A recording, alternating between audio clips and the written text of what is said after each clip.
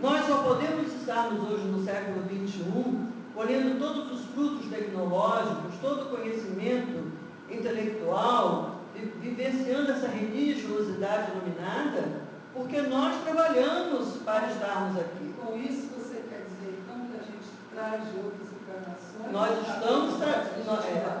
Nós estamos colhendo aquilo que nós viemos plantando ao longo de muito tempo. É muito simples. Deus dá privilégio a algum de seus filhos?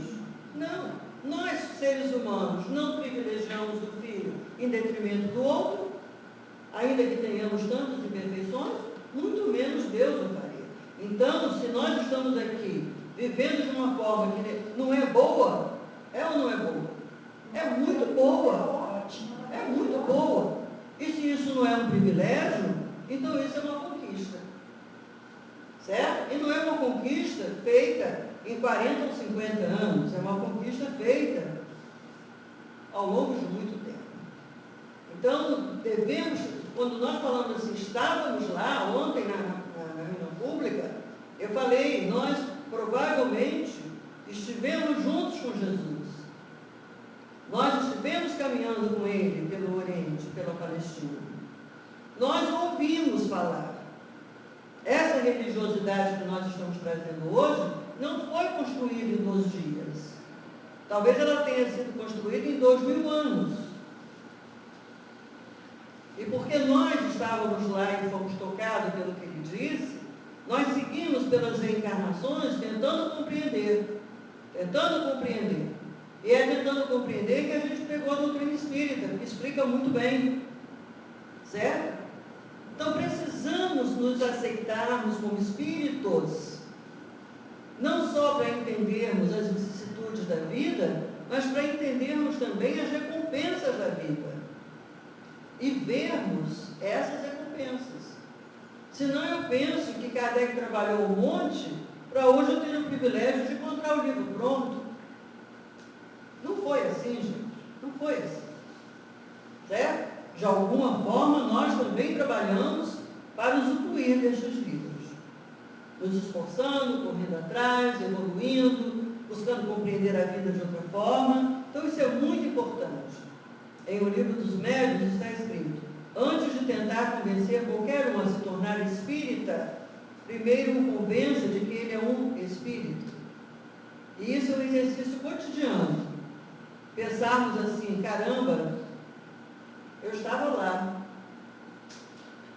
Para que a gente fala eles?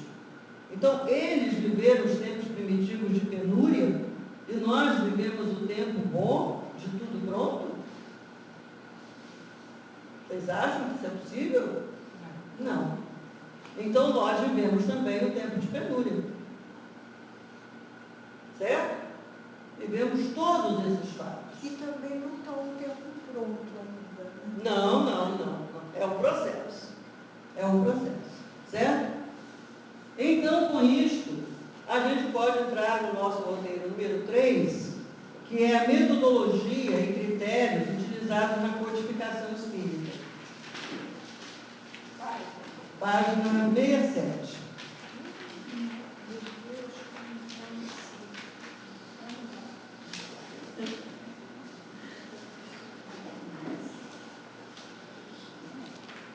Continuação da aula de hoje, né? Então, nós estamos falando o que Kardec fez.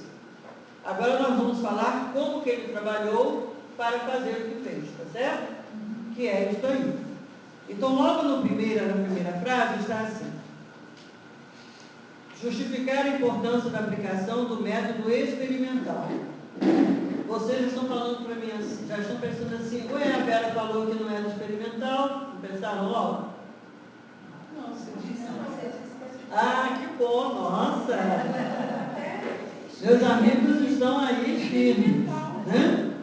Então vejam bem, para elaborar todo esse trabalho, Kardec utilizou o método experimental. O que é o método experimental? O método experimental é aquele em que o conhecimento que se colhe é fruto da observação de um fato. Certo? Então, vamos ver. O método experimental é aquele que o conhecimento elaborado é fruto da observação de um fato. Então, vamos supor que eu seja um químico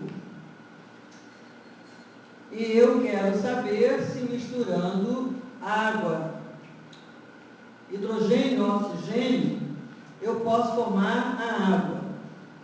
Eu tenho a suspeita de que a água é formada por esses dois elementos. Então, eu vou ter que observar o fato relacionado com isso. Aí, eu vou pegar hidrogênio e oxigênio e vou misturar numa determinada condição para ver o que acontece. Se resultar a formação de água, pimba, o meu raciocínio estava certo. Né? Aí, eu vou então escrever o seguinte: oxigênio e hidrogênio misturados na situação tal, produz água. Aí 10 pessoas ouvem o que eu estou falando e dizem, quero ver isso acontecer. Fazem exatamente o que eu fiz e colhem o quê? Água. E no mundo todo, quem fizer o mesmo que eu fiz, vai obter água.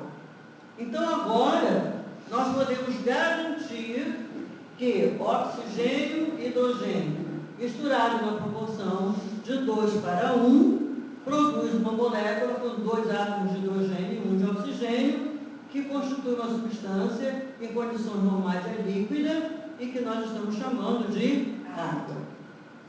Certo?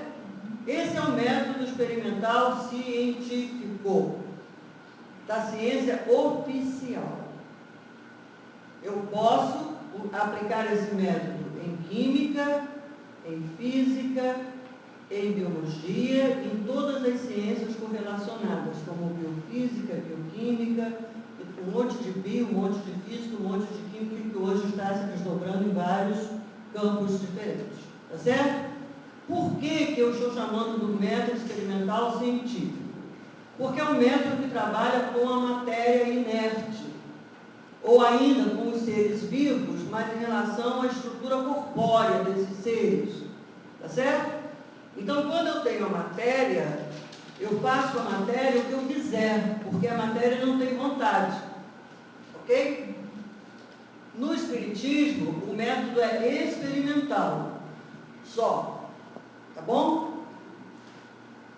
No segundo parágrafo.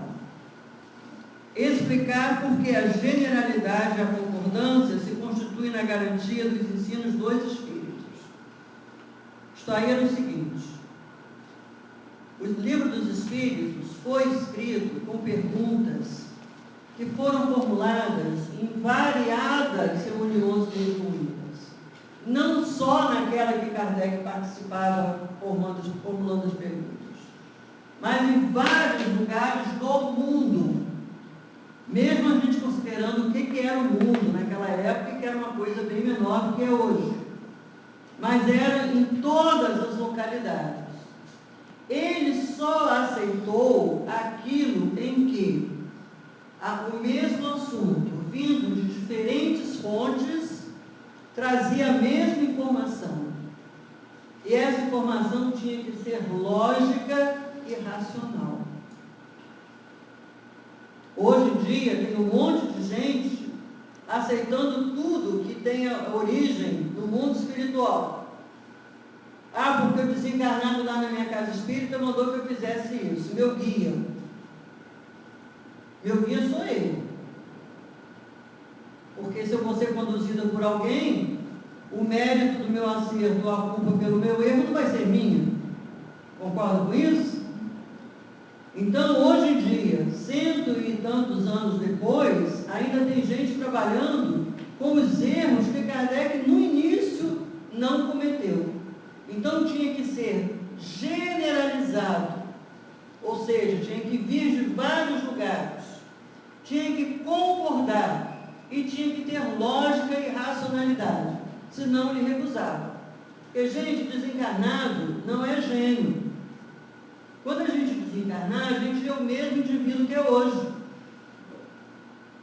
A única diferença é que a gente vai se conhecer um pouquinho melhor, porque não estando ligado ao corpo, a gente vê as coisas com mais, se a gente quiser ver também, com mais critério.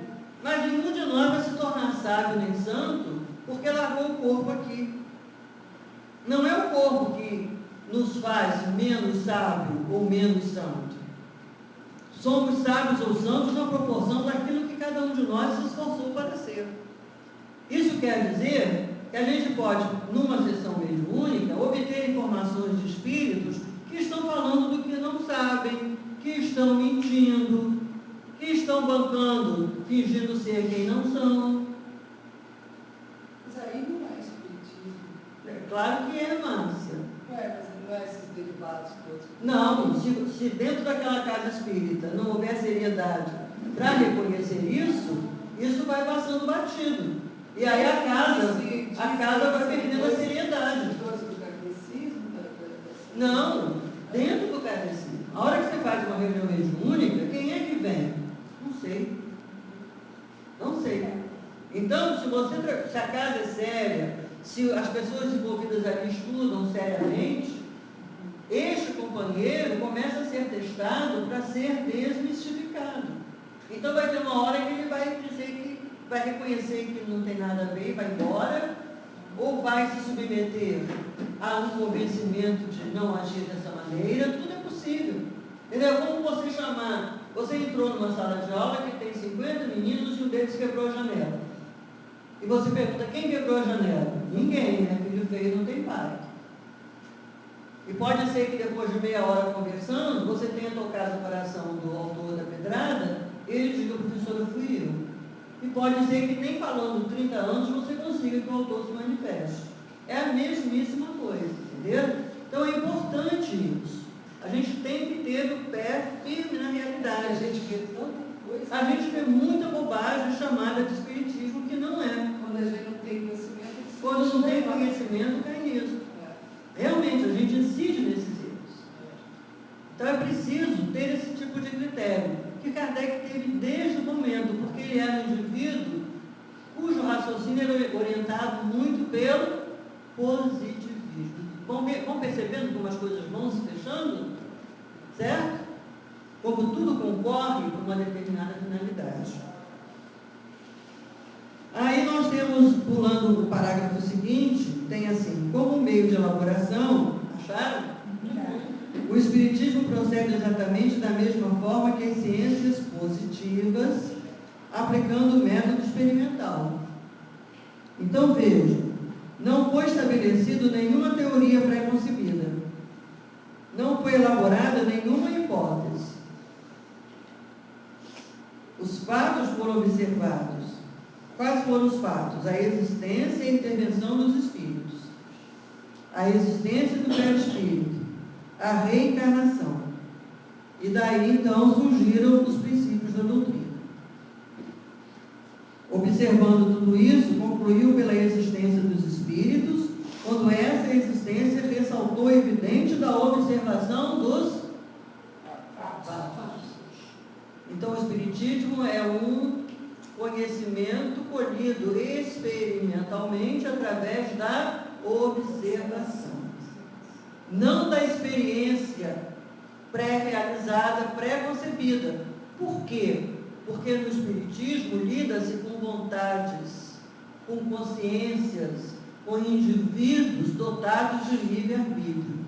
Então, qualquer um que diga, eu vou realizar uma sessão mediúnica, onde vai se dar isso, isso e isso, está fazendo uma mistificação. Certo? É como se vocês dissessem assim, quer ver como ela vai entrar por aquela porta, vestindo uma roupa toda preta, com 2 colares azuis e um par de brincos iguais? Certo? Eu poderia chegar assim ou não.